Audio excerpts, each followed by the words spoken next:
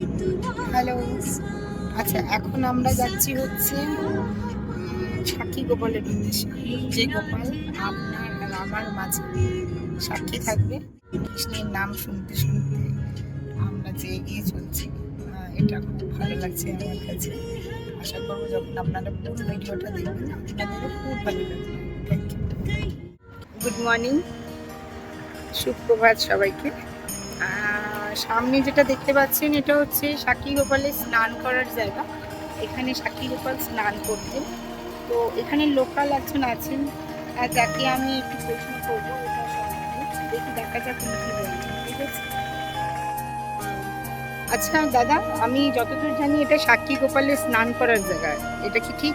हाँ साक्षी गोपाल के ऐसे स्नान करते हैं। यहाँ पे स्नान करते हैं?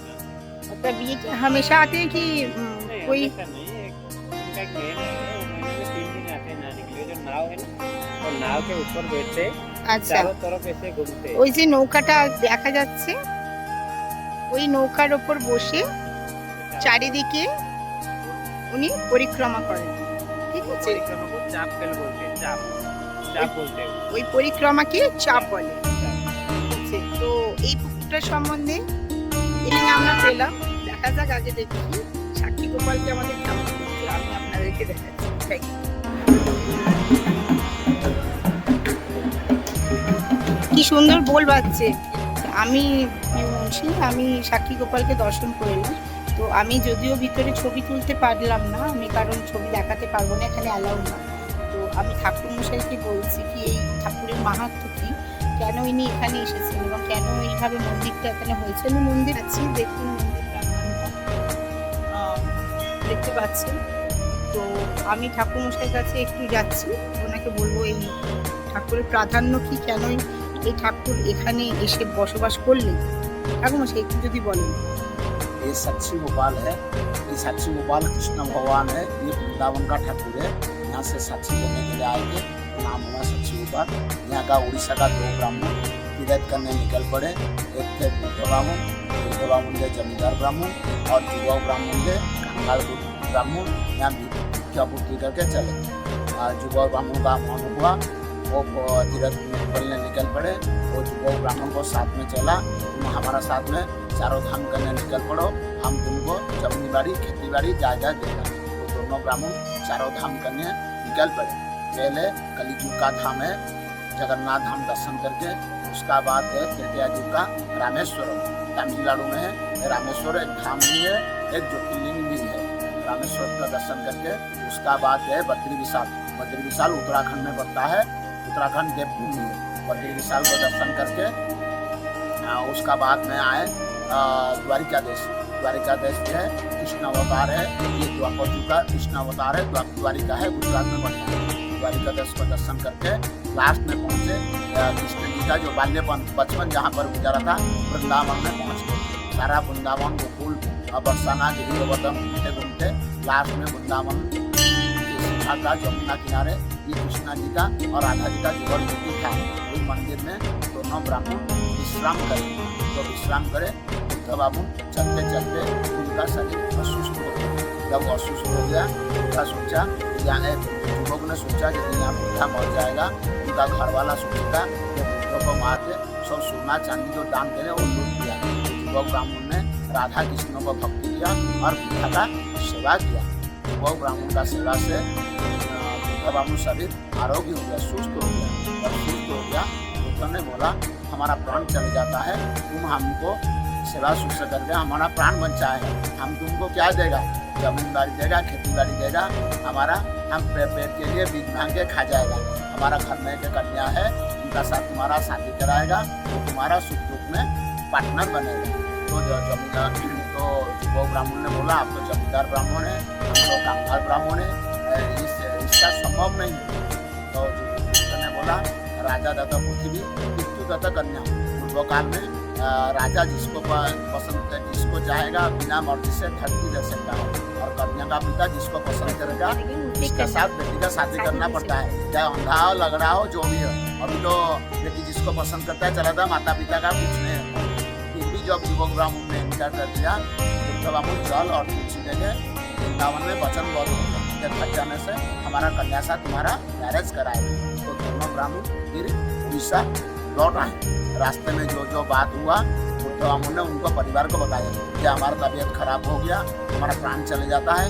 युवक ब्राह्मण ने हमारा सेवा सुनना, हमारा थोड़ा प्राण आरोग्य क्या है, हम उनको कन्यादान के लिए वचन दे दिए। जो ऐसे बात बोल दिया उनका घर वाला ने सब बुढ़ा का ऊपर डांटने पड़े। बेटा पत्नी बेटी जो शादी करा सब बुढ़ा को डांटने पड़े, जो वो मैरिज नहीं हो पाएगा। हम जमींदार है, हम स्कूल का ब्राह्मण है, वो निम्न कुल का ब्राह्मण है और विद्या बुद्धि का चल रहा है। हम उनका बहन का साथ बेटी का साथ हम शादी नहीं कराएगा। मतलब उनके माता पिता माता ब्रदर और जो सिस्टर जो शादी वो सब मना करते हैं, बुढ़ा को डांटने पड़े। मतलब हमको जब युवक ब्राह्मण का एज हो गया मैरिज के लिए, वो जाके बुढ़ा का दरवाजा खटखटाया कि हमको कन्या दिए ब्याह देने के लिए। तो बुढ़ा ब्राह्मण द्वार पर आके डायरेक्ट इंकार कर दिया कि हम कोई वचन नहीं दिए, कोई प्रॉमिस नहीं दी। तुम यदि हमारा द्वार पर आयो ताले सोना चांदी देके तुम भाग जाओ, हम आपको कन्या नहीं देंगे। तो युवक ब्राह्मण ने वो बोला हमको कुछ जरूरत नहीं है, हमको देना है तो कन्या दियो, नहीं तो हम रिटर्न चला जाएंगे। तो युवक ब्राह्मण ने लोग चला गया। उस टाइम में हाई कोर्ट और सुप्रीम कोर्ट कुछ नहीं था। यहाँ का राजा थे, पुरी का राजा जो है यहाँ का राजा है पुरुषोत्तम देव। युवक ब्राह्मण जाके राजा का पास में कंप्लेन पुरुषोत्तम देव के पास हो गए। वो युवक ब्राह्मण गया जाके कंप्लेन लिखाया कि हम ऐसे घूमने के लिए गए, लास्ट में बुद्ध ब्राह्मण संतुष्ट हो गए, उनका सेवा सुशान किया, लास्ट में संतुष्ट हो गए हमको कन्यादान के लिए वचन दे दिए थे। मगर परिवार का चक्कर में आके हमको अभी वचन भंग कर है। तो राजा ने बोले आपका साक्षी कौन है, केस तो विचार होगा, मगर साक्षी का केस में कौन आपका गवाही विटनेस कौन है? सब कुछ का साक्षी एक ही है, तब भी थे अभी भी है, वो है हमारे गोपाल। तब साक्षी कौन है? तो युवक ने बोला हमारा कोई साक्षी नहीं है, इसी घाट का पर वृंदावन किनारे राधा कृष्ण दोनों साक्षी है। तो राजा ने बोले कलयुग में प्रभु को ले थोड़ी साक्षी देने के लिए उड़ीसा प्रदेश आएगा। युवक भक्त है, बोला हमको कुछ समय दीजिए, हम साक्षी लेके आपका द्वार में उपस्थित है। यहीं से वृंदावन प्राप्ति और लौट के यहाँ नहीं आएंगे। जमुना किनारे प्राण विसर्जन करेगा, इधर नहीं आएगा, मुंह दिखाने के लिए नहीं आएगा आपका पास। तो राजा ने फिर 2 महीना का समय दिया। युवक यहाँ से वृंदावन गया, कुछ खाया नहीं, कुछ पिया नहीं, भूखा प्यासा पूरा जमीन में मंदिर का सामने 6 दिन हुआ। जब 7 दिन का होगा मंदिर का भीतर से एक आवाज आया, शून्यवाणी जिसको बोलते हैं, ये युवक तुम उड़ीसा लौट जाओ, हम राजा को बता देंगे जो युवक ब्राह्मण बताता है वो सत्य है और बुद्ध ब्राह्मण जो है सत्य भंग कर रहा है। तो युवक ने बोला नहीं प्रभु, आपको लेने बिना हम उड़ीसा लौटेंगे ही नहीं। आप यदि हमारा साथ में साक्षी बना के उड़ीसा प्रदेश नहीं जाएंगे, यहाँ जमुना नदी है, बहता है पानी, हम डूब के प्राण विसर्जन करेगा, आपको ब्रह्मोदय दोष लगेगा। कलयुग में एक ब्राह्मण को मानना जितना पाप है, एक गौ को मानना उतना पाप है। तो भक्त वत्सल भगवान बोले हम तुम्हारे साथ उड़ीसा जाएगा, मगर 2 शर्त पर जाएगा। ना क्या शर्त है, ना तुम कलयुग का मनुष्य है, हम द्वापर युग का ठाकुर है, तुम हमारा शरीर नहीं दे पाएगा, तुम आगे जाएगा, हम तुम्हारा पीछे जाएगा। ना आप तो माया भी है, हम कैसे पहचानेगा हमारा पीछे आते हैं, ना में हाथ में बांसुरी है, गाँव में नुपुर है, उनका रुझुन आवाज सुन के तुम आगे जाएगा, हम तुम्हारा पीछे। जहाँ से हमको पलट के पीछे मुड़ के दर्शन ले लगा, हम वही पाषाण बन जाएंगे, पत्थर बन जाएंगे और आगे नहीं जाएंगे। और दूसरा शर्त, उड़ीसा का सब देवादेवी चावल खाते हैं, हम वृंदावन का ठाकुर है, हमको लड्डू मालपुआ सूखा देगा, कच्चा प्रसाद चावल का प्रसाद कभी नहीं देगा। कोई 2 कंडीशन से ब्राह्मण राजी हो गया। तो ब्राह्मण आगे आ जाएगा, प्रभु जी पीछे आए।